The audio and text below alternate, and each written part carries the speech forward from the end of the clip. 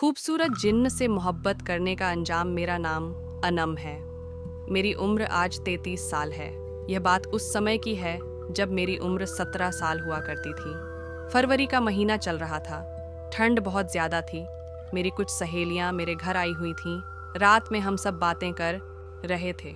बातों बातों में मेरी एक सहेली ने कहा, यार, तुम लोगों को पता है कि हमारे मोहल्ले में एक औरत हुआ करती थी जिनके पास एक जिन्नात था। वो जिन्नात उनका सारा काम कर दिया करता था, उनको बहुत खुश रखता था। मुझे भूत प्रेत और जिन्नातों की बातें बहुत अच्छी लगती थीं। मैंने अपनी सहेली से कहा कि क्या हम जिन्नात को कैद कर सकते हैं। उसने कहा, मेरे पास एक किताब है, मैं वह तुमको दे दूंगी, तुम उसको पढ़कर देखना, लेकिन वैसा कुछ करना नहीं वरना तुम्हारी जान जाने का भी खतरा रहेगा। मैंने कहा, ठीक है, मुझे ऐसी चीज़ें सिर्फ पढ़ने का शौक़ है, वैसे भी मैं इन चीज़ों से बहुत डरती हूँ। हॉरर स्टोरी, सच्ची घटना। कुछ दिनों के बाद मेरी उस सहेली ने मुझे वो जिन्नात वाली किताब भिजवा दी। मैंने वो किताब पढ़ी। उसमें जिन्नातों को कैद करने का तरीका लिखा हुआ था। वह 40 दिन का काम था जिसमें किसी जंगल में जाकर एक घेरा बनाकर कुछ चीज़ें रोज़ाना पढ़नी थीं। मैंने सोचा कि मैं भी एक जिन्नात कैद करती हूँ, लेकिन फिर दिल में ख्याल आया कि ये तो बहुत खतरे वाला काम है, इसमें जान भी जा सकती है। लेकिन अगले दिन मैंने पक्का इरादा कर लिया कि मैं भी एक जिन्नात कैद करूँगी। शाम का वक्त था, मैं उसी किताब को पढ़ने बैठ गई। जब रात में सभी सो गए तो चुपके से घर के पास वाले जंगल चली गई और जंगल में एक गोल घेरा बनाकर बैठ गई और किताब में जो चीज़ें लिखी हुई थीं उनको पढ़ना शुरू कर दिया। अभी मुझे पढ़ते हुए 15 मिनट ही गुजरे थे कि अचानक मुझे ऐसा महसूस हुआ कि कोई मेरे पीछे से दौड़ता हुआ आ रहा है। मैंने उस किताब में पढ़ा था कि अमल के दौरान जिन्नात बहुत ज़्यादा डराते हैं। जो डर जाता है उसे वो मार देते हैं और जो नहीं डरता वो उसकी कैद में आ जाते हैं। इसलिए मैंने अपने दिल को मजबूत किया और सोच लिया कि कुछ भी हो जाए मुझे डरना नहीं है। लेकिन थोड़ी देर के बाद मुझे ऐसा लगा कि मेरे हाथों पर कोई गीली चीज़ ऊपर से टपकी है। टॉर्च जलाकर जब अपने हाथों को देखा तो मुझे अपने हाथ पर खून ही खून नजर आया। मैंने अपनी नज़रें ऊपर उठाई तो मेरी आंखें फटी की फटी रह गईं। पूरे जंगल में जितने पेड़ थे, हर पेड़ पर किसी इंसान का कटा हुआ सर लटक रहा था और उससे खून नीचे टपक रहा था।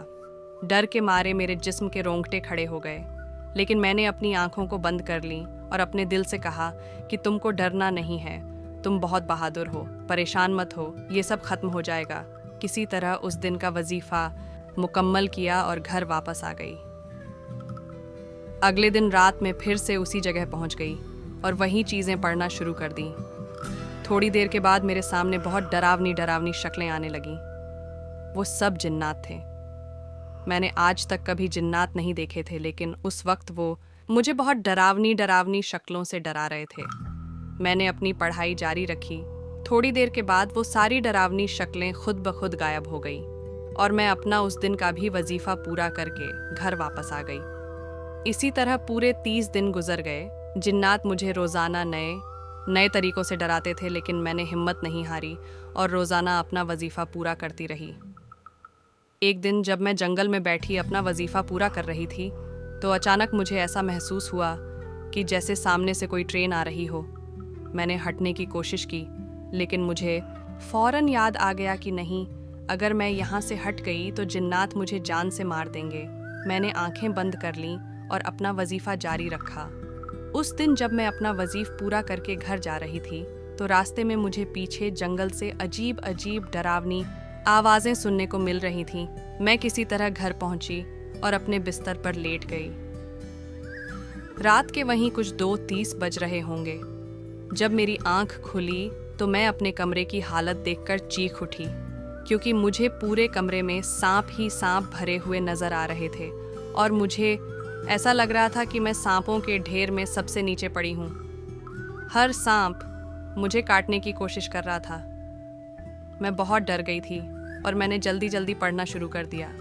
थोड़ी देर के बाद अपने आप वो सारी चीज़ें ख़त्म हो गईं। आज 40वां दिन था। ये मेरे चिल्ले का आखिर दिन था। मैं उस दिन सुबह बहुत खुश थी क्योंकि मैं खुद को अपनी मेहनत में कामयाब देख रही थी। मुझे खुशी थी कि आज रात मुझे एक जिन्नात मिल जाएगा जिससे मैं ढेर सारी बातें करूँगी।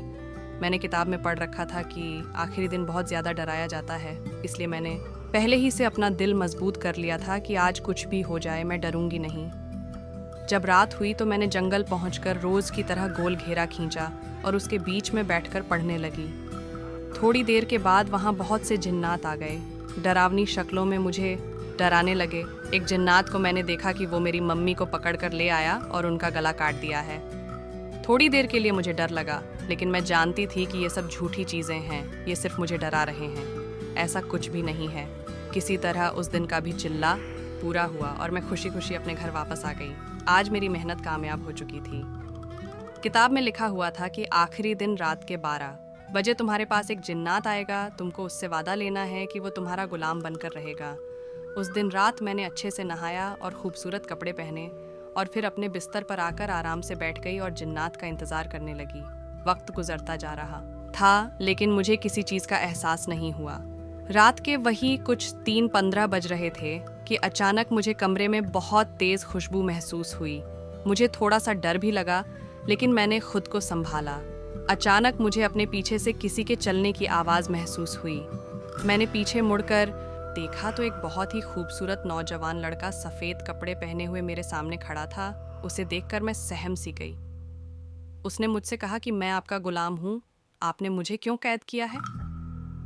मैंने कहा, नहीं, मैंने तुमको कैद नहीं किया है, बल्कि मैं तो सिर्फ तुमसे दोस्ती करना चाहती हूँ। उसने मेरे सामने सर झुका दिया और कहा कि आपका जो भी हुक्म होगा मैं वह पूरा करूँगा और कभी आपकी बात नहीं टालूँगा, लेकिन मेरी एक शर्त है।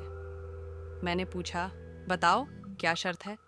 वह बोला, मैं किसी की जान नहीं लूँगा और कभी कोई ऐसा काम नहीं करूँगा जिसकी वजह से किसी पर जुल्म हो।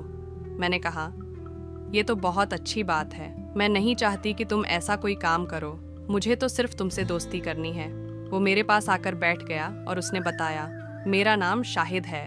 मैंने उससे पूछा, तुम लोगों की दुनिया कैसी होती है? बताया कि हमारी दुनिया चांद के ऊपर होती है, हम लोगों का तुम लोगों से कोई ताल्लुक नहीं रहता है। उसने बताया कि जैसे आप लोगों की दुनिया है वैसे ही हमारी भी दुनिया है। जो आप लोग खाते हैं वही हम लोग भी खाते हैं। हमारे और आप लोगों में बस इतना सा फ़र्क है कि हमारे पास कुछ ऐसी ताकतें हैं जो आप लोगों के पास नहीं है। वो ये कि हम लोगों के सामने से गायब हो सकते हैं और हम जिन्नात किसी की भी शक्ल में आ सकते हैं। और जब हम लोगों की मौत होती है तो हम लोगों को कब्रों में नहीं दफनाया जाता है, बल्कि हमारा जिस्म खुद ब खुद जलना शुरू हो जाता है। थोड़ी देर के बाद पूरा जिस्म जलकर ख़त्म हो जाता है।